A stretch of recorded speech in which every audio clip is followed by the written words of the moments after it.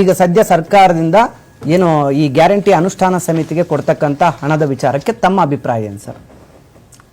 Sir, it is nothing but ಪಕ್ಷದ ಕಾರ್ಯಕರ್ತರಿಗೆ ಸಾಕುವಂತ ಕೆಲಸ, ಉಳಿಸ್ಕೊಳ್ಳುವಂತ ಪ್ರಯತ್ನ, ಉಳಿಸ್ಕೊಳ್ಳುವಂತ ಸಾಕುವಂತ ಕೆಲಸ. ಈಗ ಸದ್ಯಕ್ಕೆ ಅವ್ರಿಗೆ ಅನುಕೂಲ ಆಗ್ಬೇಕು, ಅವ್ರಿಗೆ ಇನ್ಕಮ್ ಆಗ್ಬೇಕು, ಅವರು ಪಕ್ಷ ಬಿಟ್ಟು ಹೋಗ್ಬಾರ್ದು. ಅಲ್ಲ, ಈಗ ಅದನ್ನ directly R indirectly D K Shivakumar ಅವರು ಸದನದಲ್ಲೇ ಹೇಳಿದ್ದಾರೆ. ಒಂದು ಪಕ್ಷನ ಅಧಿಕಾರಕ್ಕೆ ತರೋದಕ್ಕೆ ಕಾರ್ಯಕರ್ತರು ಶ್ರಮ ಹಾಕಿದ್ದಾರೆ, ಕಾರ್ಯಕರ್ತರಿಗೂ ಕೂಡ ಗ್ಯಾರಂಟಿ ಯೋಜನೆಯ ಲಾಭ ಸಿಗುತ್ತೆ ಅಂದ್ರೆ ಸಿಗಲಿ ಬಿಡು ಅಂತ ಅಂದಿದ್ದಾರೆ. ಆ ವಿಚಾರದಲ್ಲಿ ನಮ್ಮ ವಕ್ತಾರರ ಉತ್ತರ ಕೊಡ್ತಾರೆ, ನಾನು ಅವ್ರನ್ನ ಕೇಳ್ತೀನಿ, ನೀವ್ ಹೇಳಿ ಸರ್. ನೋಡಿ ಸರ್, ಯಾರಪ್ಪನ ಮನೆ ದುಡ್ಡು ಸರ್, ಯಾರ್ದೋ ದುಡ್ಡು ಎಲ್ಲ ಮನ್ ಜಾತ್ರೆ ಹಿಂಗಾಗ್ತಾ ಇರೋದು. ನಾನು ಮೊದಲು ಸುಮಾರು ಸಲ ಈ ಡಿಬೇಟ್ಸ್ ಅಲ್ಲಿ ಹೇಳಿದ್ದೀನಿ, ನಮ್ಮಿಂದ ನಮಗಾಗಿ ನಮಗೋಸ್ಕರ ಮಾತ್ರ ಈ ಸರ್ಕಾರ, ಜನರಿಂದ ಜನರಿಗಾಗಿ ಜನರಿಗೋಸ್ಕರ ಅಂತಲ್ಲ. ಈಗ ಆಲ್ರೆಡಿ ಇವ್ರು ಕೊಟ್ಟಿರೋ ಈ ಫ್ರೀ ಬೀಸ್ಗಳಿಗೆ ಹೀರ್ತಾ ಇರೋ ರಕ್ತ ಪ್ರತಿಯೊಬ್ಬರಿಗೂ ಗೊತ್ತು, ನಮ್ಗಿಂತ ಜಾಸ್ತಿ ನಿಮ್ಗೆ ಗೊತ್ತು.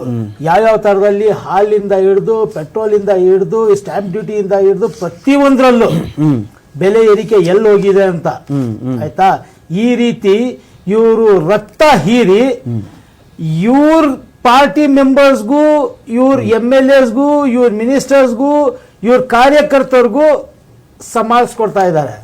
ಇಲ್ಲಿ ಪ್ರಾಣ ಹಿಂತಾ ಇರೋದು ಜನರದು. ಇದರಿಂದ ಆಗ್ತಾ ಇರೋ ಲಾಭ ಆದ್ರೂ ಏನು ಅಂತ. ಹೋದಿನ ವರ್ಷ ಎಷ್ಟಾಗಿತ್ತು ಸಾಲ? ಈ ವರ್ಷ 1,25,000 ಕೋಟಿ. ಅಂದ್ರೆ ಈ ಸಾಲ ನೀವು ಮಾಡಿಬಿಟ್ಟು ಸ್ಕೀಮ್ ಮಾಡ್ತಾ ಇದೀರಿ. ಕರ್ನಾಟಕ ಜನತೆ ಕೇಳಿತ್ತಾ ನಿಮ್ಗೆ ಈ ಫ್ರೀ ಸ್ಕೀಮ್ಗಳು ಬೇಕು ಅಂತ? ಈ ಸಾಲದ ಹೊರೆ ತೀರ್ಸೋರು ಯಾರು ಅಂತ, ಯಾರ ಮೇಲೆ?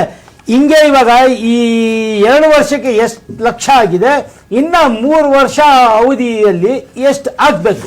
ನೀವ್ ಯಾಕೆ ರಾಜ್ಯದ ಮೇಲಿರೋ ಸಾಲದ ಬಗ್ಗೆನೇ ಮಾತಾಡ್ತೀರಿ? ದೇಶದ ಮೇಲಿರೋ ಸಾಲ ನಮ್ಮ ರಾಜ್ಯದ ಜನತೆಗೆ ಅದು ಅನ್ವಯ ಆಗೋದಿಲ್ವಾ ಸರ್? ದೇಶ ಬೇರೆ ವಿಷಯ ಸರ್. ದೇಶ ಯಾರ್ದು? 130 ಕೋಟಿಗೂ 6.5 ಕೋಟಿಗೂ ಡಿಫ್ರೆನ್ಸ್ ಇದೆ.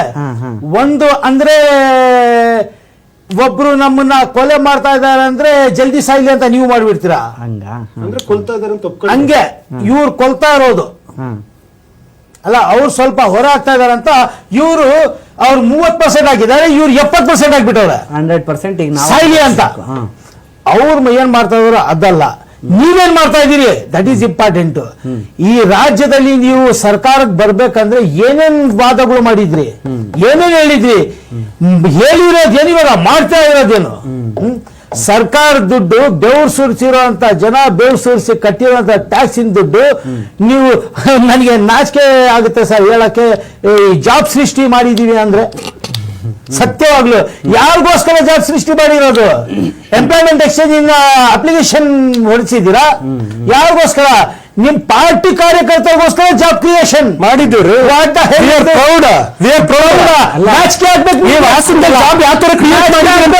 ಪ್ರಜ್ವಲ್ ಇಟ್ಕೊಂಡು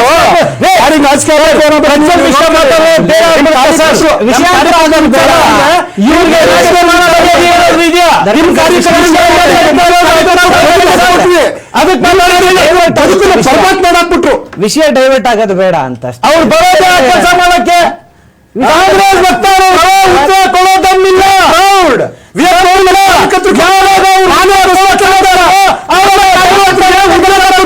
ನಿಮ್ಮ ಹಾಸನ ಹೆಣ್ಮಕ್ಳು ವಿಚಾರನ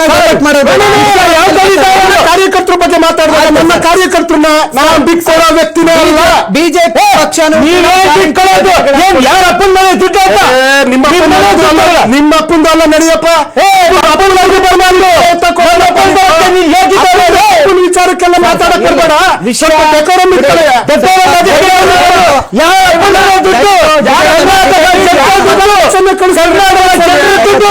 ಒಳ್ಳೆ ಎಜುಕೇಟೆಡ್ ದಯವಿಟ್ಟು ತಾಳ್ಮೆಯಿಂದ ಮಾತಾಡೋಣ. ನೋಡಿ ಸರ್, ಇವಾಗ 4,000 ಜನರಿಗೆ ದುಡ್ಡು ಕೊಡ್ಬೇಕು. 50,000, 60,000, 10,000 ಎಲ್ಲಿಂದ ಬರ್ಬೇಕು ಸರ್? ಬಟ್ ಅದನ್ನ ಕೇಳುವಂತ ಈ ದುಡ್ಡು ಎಲ್ಲಿಂದ ಬರ್ಬೇಕು ಸರ್? ಈ ದುಡ್ಡು ಎಲ್ಲಿಂದ ಬರ್ಬೇಕು? ನಿಮ್ಮ ಮನೆಯಿಂದ ತಗೊಂಡು ಬಂದು ಕೊಡ್ತಾ ಇದ್ದೀರಾ? ನೀವು ಸಾಕ್ಕೊಳ್ಳಿ, ಬೇಜಾರು ಲೂಟಿ ಮಾಡಿ ಇಟ್ಟಿದ್ದೀರಲ್ಲ, ಕೋಟ್ಯಾಂತರ ರೂಪಾಯಿ ಲೂಟಿ ಮಾಡಿದ್ದೀರಲ್ಲ. ಅಯ್ಯೋ, ಕೇಸ್ ನೋಡ್ರಿ, ಅದನ್ನ ಬಿಟ್ಟು ಕೇಸ್ ಸರ್ಕಾರಿ ದುಡ್ಡು ಬೇಕಾಗಿದೆ. ಅವ್ರು ಪಕ್ಷದ ಕೆಲಸ ಮಾಡ್ತಾ ಇಲ್ಲ. ಅವ್ರು ಸರ್ಕಾರದ ಕೆಲ್ಸ ಒಂದ್ ಇದು. ನಿಮಿಷ ತಡೀರಿ. ಅವ್ರು ಹೇಳ್ತಾರೆ ನಾವು ಪಕ್ಷದ ಕೆಲಸ ಮಾಡ್ತಾ ಇಲ್ಲ, ನಾವ್ಯಾಕೆ ಪಕ್ಷದ ದುಡ್ಡು ಕೊಡ್ಬೇಕು? ಪಕ್ಷ ಸಂಘಟನೆಗೆ ಮಾಡ್ಬೇಕಾದ್ರೆ ಪಕ್ಷದ ಕಾರ್ಯಕರ್ತರಿಗೆ ಕೊಡ್ತೀವಿ. ಇಲ್ಲಿ ಕೆಲಸ ಮಾಡ್ತಾ ಇರೋದು ಜನಸಾಮಾನ್ಯರಿಗಾಗಿ, ಜನರಿಗೆ ಸಿಗಬೇಕಾದ ಸರ್ಕಾರದ ಯೋಜನೆಗಳಿಗಾಗಿ. ಅಂತ ಟೈಮಲ್ಲಿ ನಾವು ಅವ್ರಿಗೆ ದುಡ್ಡು ಕೊಟ್ಟರೆ ತಪ್ಪೇನು? ಅದಕ್ಕೆ ಅಧಿಕಾರಿಗಳು ಇಲ್ವಾ?